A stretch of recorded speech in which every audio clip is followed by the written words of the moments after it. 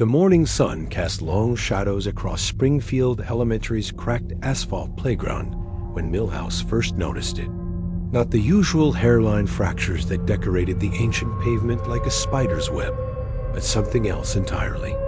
Something that made his thick glasses fog with an inexplicable chill. "Bart, look at this," Milhouse whispered, his voice barely audible above the distant sounds of children playing. He stood perfectly still, his shadow falling across a dark line in the concrete that seemed to pulse with its own rhythm. Bart skateboarded over, his usual swagger faltering as he approached. The crack was no wider than his thumb, but it ran in a perfect spiral, curving inward on itself like a fossilized screen.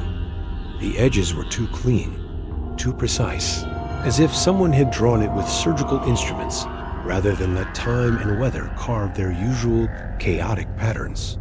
"Weird," Bart muttered, kneeling down. The crack seemed to pull at his vision, making his eyes water. "How deep do you think it goes?" Milhouse adjusted his glasses nervously. I don't think it was here yesterday. And look," he pointed with a trembling finger. "It's perfectly symmetrical. Nature doesn't make spirals like that." The bell rang, calling them to class, but something about the crack held them frozen. In the sudden silence that followed the bell's echo, they could hear it. A sound like distant breathing, rhythmic and wet, emanating from the darkness below. Over the following days, the crack became Milhouse's obsession. He measured it during recess, sketching its dimensions in the margins of his worksheets. Each day, it grew wider by exactly 3 millimeters. Each day, the spiral made one complete. Additional term, the precision was maddening. "Nobody else sees it," he told Bart during lunch, his voice tight with anxiety. "I asked Nelson if he'd seen any new cracks in the playground. He just shoved me in a locker. I asked Ms. Hoover if she'd noticed anything unusual about the asphalt. She looked right through me." Bart frowned, picking at his mystery meat. "That's impossible. It's like a foot wide now. How can they not see it?"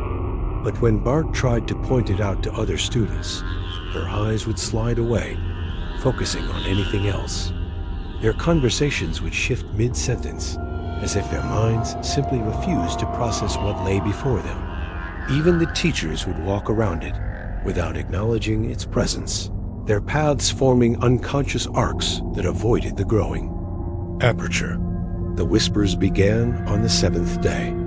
Milhouse pressed his ear to the cold concrete during art class, while Mrs. Krabappel droned about color theory.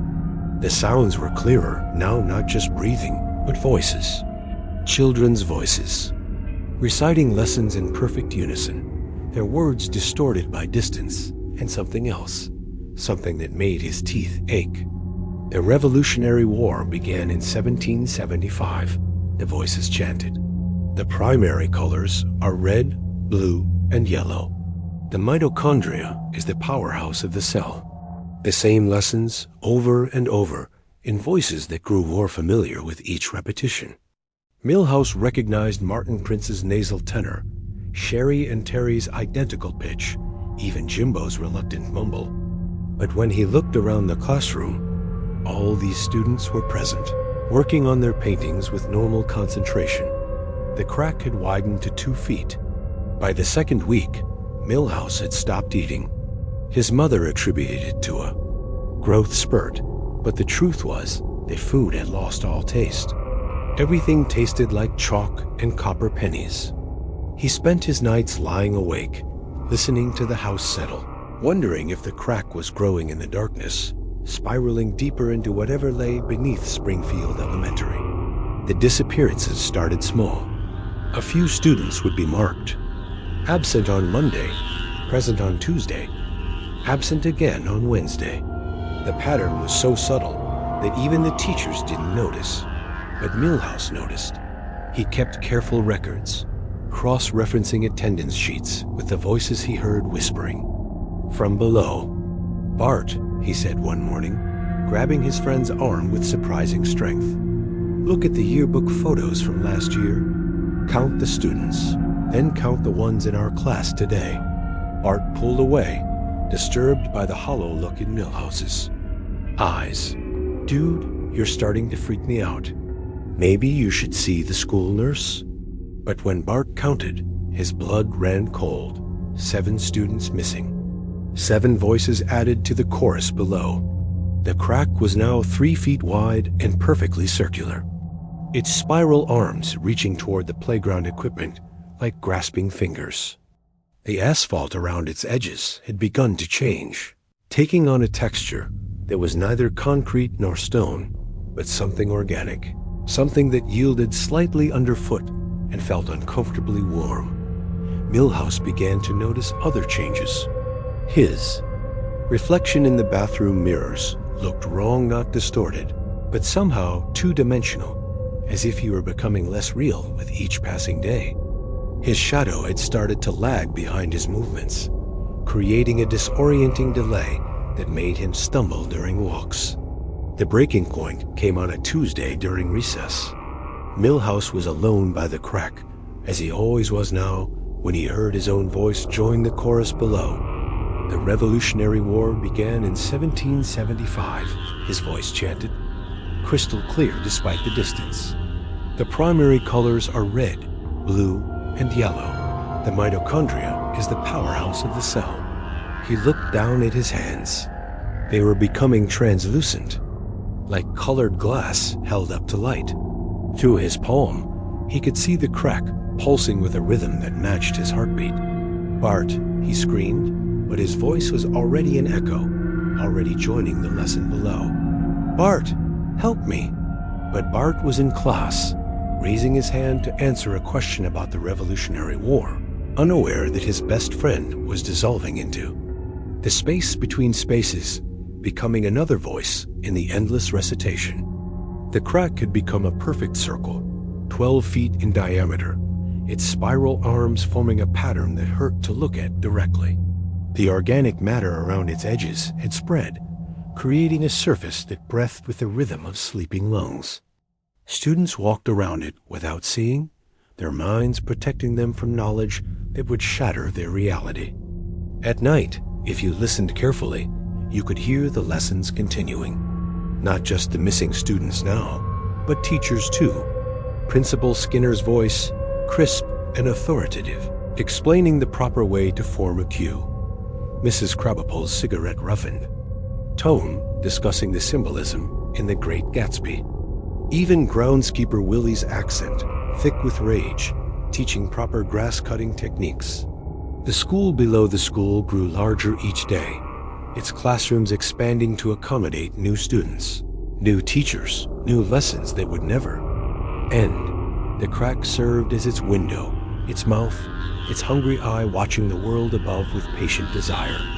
And in the depths of that impossible place, where time moved like cold honey and fluorescent lights flickered with the rhythm of dying heartbeats, Milhouse sat in a desk that had grown around him like a shell. His glasses had fused with his face, becoming part of his skull, giving him perfect vision for the lessons that stretched into infinity. He could see everything now. The other students, their bodies stretched and twisted into new configurations, their mouths opening and closing in eternal recitation. Martin Prince, his head elongated into a perfect oval, his brain visible through translucent skin that pulsed with each correct answer. Sherry and Terry, their bodies merged into a single entity with 2 heads, speaking in perfect harmony. Jimbo, his arms extended into impossible lengths, reaching across multiple desks to write equations that solved themselves. The lessons never stopped. They covered every subject, every fact, every piece of knowledge that had ever been taught at Springfield Elementary. But they were all wrong, somehow.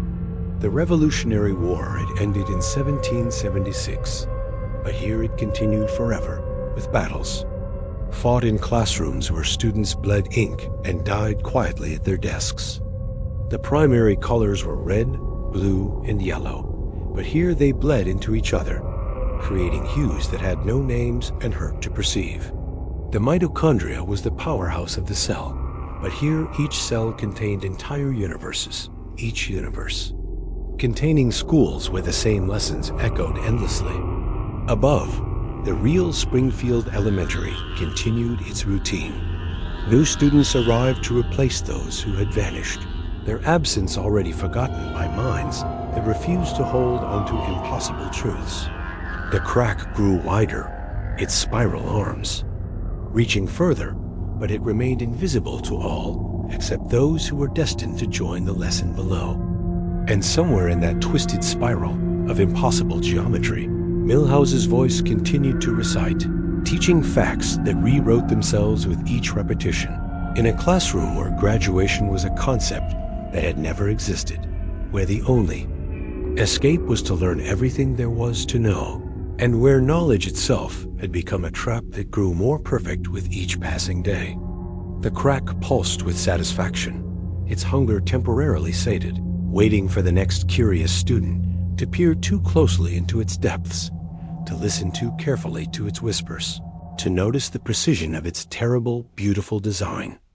In the school below the school, the lesson continued and would continue forever.